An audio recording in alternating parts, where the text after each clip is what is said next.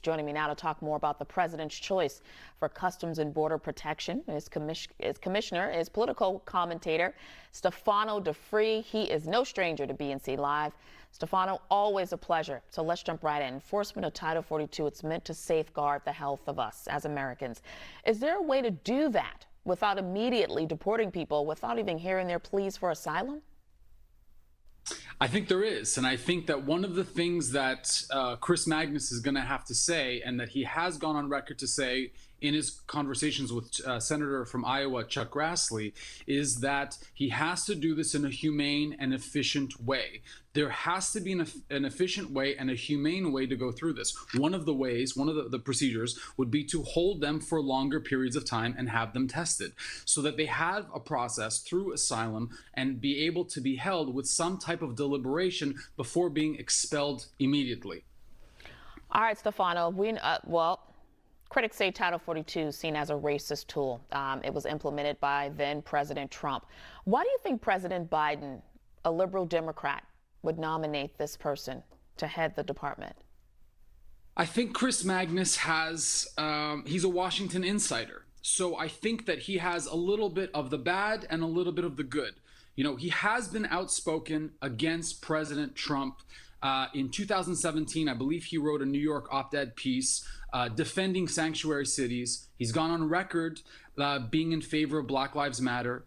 And so I think that the Biden administration is trying to have somebody who is an outsider from Washington, who is not an ideologue, who they can get through this and try to have someone who can work with Republicans and with Democrats. Once he's in that position, he's going to have to deal with the social issues that the Democratic Party see at the border that is not working and that people don't feel is humane. And that's part of the responsibility that he's going to have to do. And I think Biden is between a rock and a hard place because he has, since Afghanistan, falling poll numbers. And since his infrastructure bills have been tied up in the House of Representatives, like we know, price of oil is going up as well. He has some trouble. He's having a communications trouble to win back parts of the Democratic Party and the nation as a whole. He's got to get above that, 45%, 50% threshold of approval ratings. All right. Well, final word, and then we got to go, unfortunately. Title 42, is it constitutional? Can you tell me in 30 seconds? Well, I think the Title 42 should be removed. I mean, that's the ultimate thing.